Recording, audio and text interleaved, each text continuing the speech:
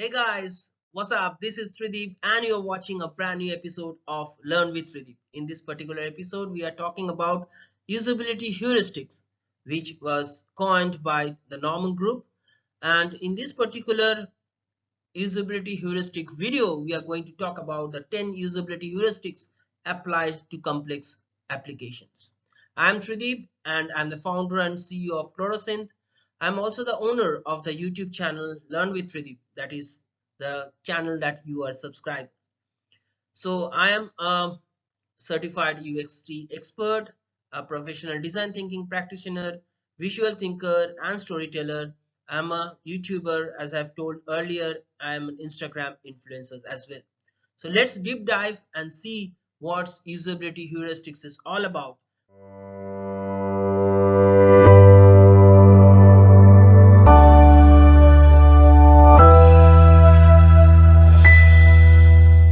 But before we deep dive, kindly like, share and comment on this video. And if you are new to this channel, kindly subscribe to the channel and hit the bell icon so that you can get all our upcoming notifications. So without much ado, let's get started. So 10 usability heuristics applied to complex applications are: visibility of system status, number 1.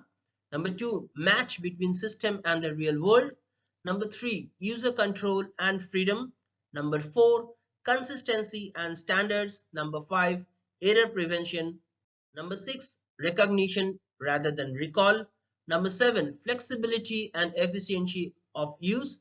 Number 8, aesthetic and minimalistic design. Number 9, help users recognize, diagnose, and recover from errors. Number 10, help and documentation. In the next section, I'm going to teach each and every points with proper examples so that it will be coined in your heart and your head. So without much ado, let's see what we can do and what we can learn. The first heuristic, usability heuristic principle is that visibility of system status, which means that your system or your app should always have the visibility of various status. Say for example, it is not only about the app that you are using or the website that you are creating, it is about real life experiences as well. Think of a state when you are in front of a lift or an elevator and you don't have the numbers written at the top and no indication whatsoever whether the lift is going down or the lift is going up. You would have been stranded, not knowing whether the lift is coming down or going up and in which floor it is. Ever stranded inside a lift, you will not know in which floor you are currently and when your particular floor is coming. Similarly, if you have a mobile device or say for example you are having a website and it has quite many content, so it will take some time to load. But if you don't have a website loader which indicates the time that is still there to load the content of the website, or if your mobile does not show that the battery is almost dying, you have to recharge it, you will be stranded. You can get stranded at any point of time. So the visibility of system status is highly important and hence it is the first point of your usability heuristic principles. Let's now see the next one. The match between system and the real world. The heuristic principle says that whatever user sees in the real world, they always try to see or replicate that in the online world or whatever they do. Say for example, if you see the iBooks application of Apple, they had been actually designed as per the library wall. Or in the library wall, you have all the books laid out in the proper way. So the iBooks also have the same way. The entire look and feel of the iBooks app represent a library where you have different books kept very nicely on the racks of a library. Okay, so you have a wooden finish in the background, and the books are, so you can see all these things in a departmental store where a book shop, where all the books are also laid out in the same way. If you're going to a crossword, you will see the similar laid out pattern they have in the walls. Okay, similarly, if you see the trash icon that you generally see in any application in operating system or any mobile game app, you will see that it replicates the real world trash can or trash bin. Similarly, for any e-commerce site, you will always see this particular shopping cart. So this shopping cart is an exact replica of what shopping cart we always see in a departmental store. So that's all for our match between system and real world, which says that user prefers to see your icon, your interface similar to your real world. So there is a real and online world should be similar. Then they will find it familiar and they will use it conveniently. The third one, user control and freedom. So user control and freedom, let me explain it with example. If your system does not have an undo or redo options, you will be stranded again. And user getting stranded in an application is not a good sign. You should give them a way out so that if they have made a mistake, if they have done certain thing which they really don't want, they can come back, or they can come out from that sticky situation. Say for example, by mistakenly you have clicked on a delete button and a image is getting deleted. If it does not give you any scope of retrieving the particular wrong command, you will be stuck. Your file will be deleted and you cannot retrieve it, right? So before you hit the yes button of a delete icon, it asks you, are you sure you want to delete this particular file or this folder or something like that? And you can delete. If you say you are absolutely sure that yes you want to delete, you can click on the yes button. And if you're not sure, you want to recheck which file you have mistakenly hit the delete key, you can always click on the cancel button. So over here you are giving the user the utmost control and the freedom of choice of what they want to do, and if they are stuck, how they can come out from the sticky situation. So that is the third law, the third principle of usability heuristic.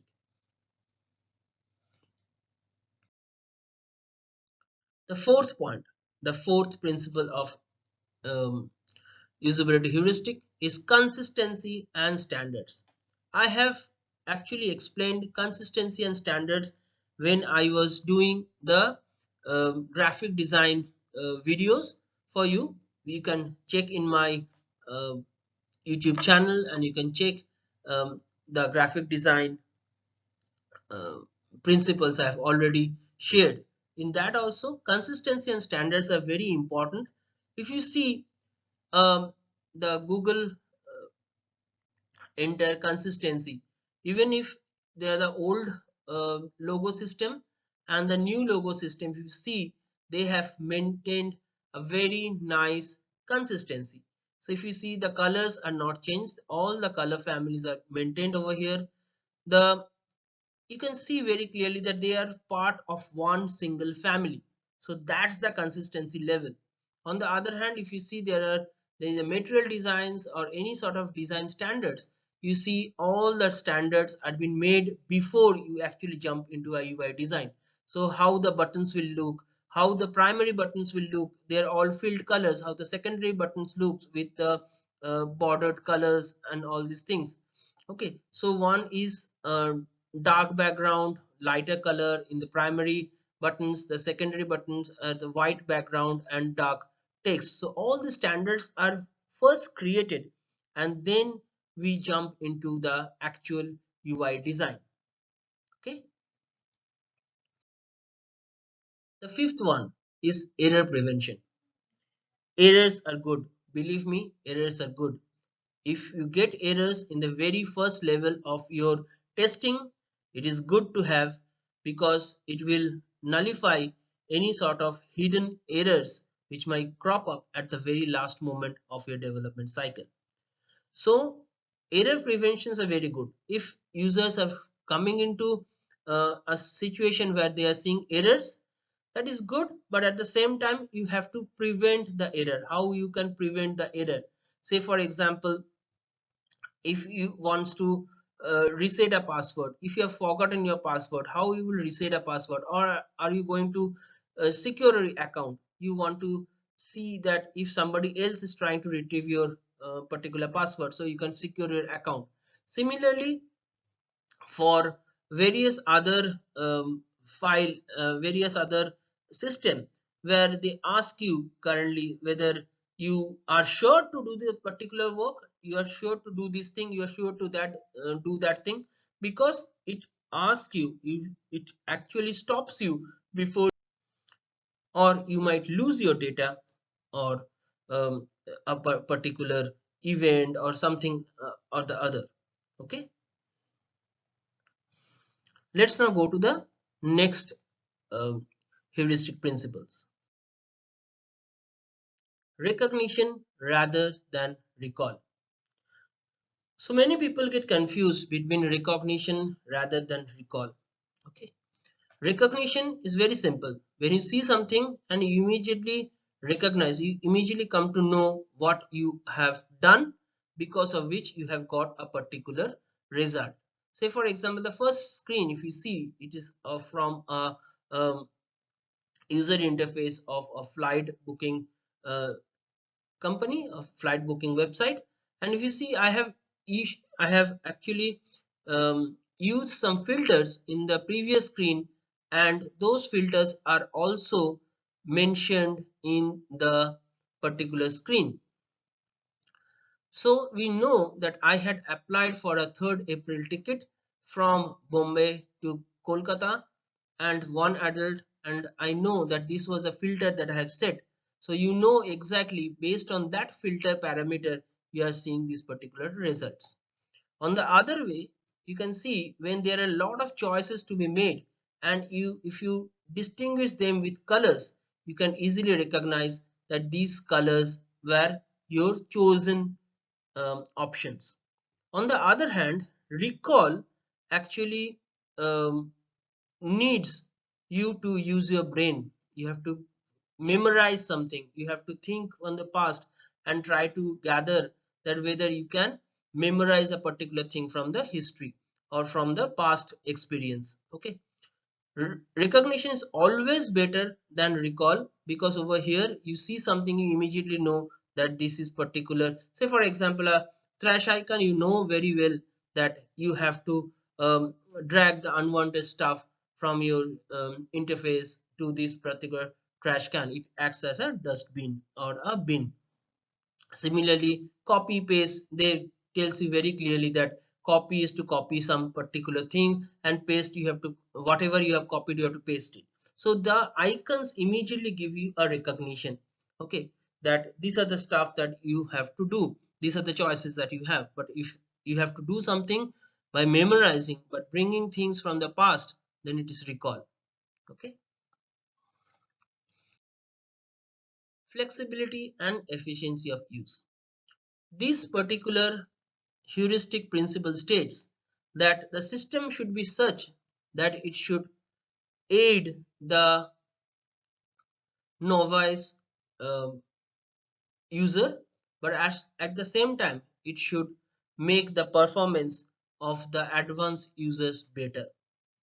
So let us take this example, that if we want to copy paste a particular text or an image in PowerPoint, say for example, a novice user will might use the icons copy. They will select a particular text, they will go to the icon copy, and they will copy it, and then they will go to another file and they will paste the word or the paragraph that they have copied. On the other hand, A expert user might select the text and they can press Ctrl C or Command C in Mac to copy the particular text, and Command C, Command V or Ctrl V to paste the particular text in another file. So this particular system is actually flexible as well as efficient. It is aiding the novice user as well as enhancing the performance of the expert users. Okay. Eighth, aesthetic and minimalistic design. Aesthetic does not mean that you have to have very complex design. In today's world, the more you have minimalistic design, the less you have cluttered in your design, the less you will have information overload in particular screens, the better the users will perform. They will not get carried away in too many things, too many information overload, and they will exactly do what you intend they should do. Okay, so aesthetic and minimalistic design. So any minimalistic design can be aesthetics. It should not be like, if it is minimal design, then it is not aesthetically pleasant. Okay, as any aesthetically pleasant design can also be minimalistic, can also be a little bit not minimalistic. Okay. 9, help users recognize, diagnose and recover from errors. So as the title says, it is self-explanatory that you should always help users to recognize where they have made a mistake. First, they have to understand they have made a mistake. Okay. Then diagnose where they have made the mistake, and then recover what they should do to recover from the error. So for example, if you're filling up a form and you have not typed in the name, or you have typed the email incorrectly, it is not in the email format. So the system should be able to tell you that, okay, you have put the email, but the email is not in the right format. That is your error. And this has happened in this line, in this form field. So the error should come just below the form field where you have placed your error, placed your email address. And how to recover? You have to tell that please insert correct email address, and then you have to press the enter to verify and submit, right? So that's the way the user can recover from the error. The second part is that all the error messages should be given to the user in a proper language manner, not with a error code. For any normal or any common user, the error code really does not make any sense. They will not going to figure out if 0x00000100 is what they have to do with that particular number. So they should be clearly given the idea or the command that you need to restart your PC, you need to restart your laptop. So with giving a error code has no meaning to that end user. They should be told what needs to be done. Simple. And last but not the least, every successful application, operating system, or your um, websites or any service totally lies whether you have a proper help document or not, whether you're helping the end user properly or not. Do you have FAQs? Do you have proper documentation of the process of how to use a particular new mobile, how to take the first snap, how to charge your battery, what is the difference between the charger that you were been using earlier and the new charger that you are using now? So all these things, there has to be a proper help and documentation. If you have a very difficult process, every smaller unit of that process has to be properly documented, so that if you are not there in that organization or you have moved to another project, anybody who is taking up the job next should be able to perform their duties properly. So that's all folks. Hope you have liked this video. Very short and sweet. These 10 heuristic principles, usability heuristic principles, are extremely important when you are creating complex system, even simple system. The more you use these heuristics, you will know that you cannot make a mistake. If you are not giving a system status, you know that you are violating the first principle. If you are not using icons which are similar to the real world, you know you are violating the second heuristic principles. So that's where you can learn as you do, as you create new and new interfaces. Every time you keep in mind that this 10 principle usability heuristic principle should be maintained. Okay, so till we meet again with some fantastic, short and sweet, this type of interesting episodes. Goodbye and God bless.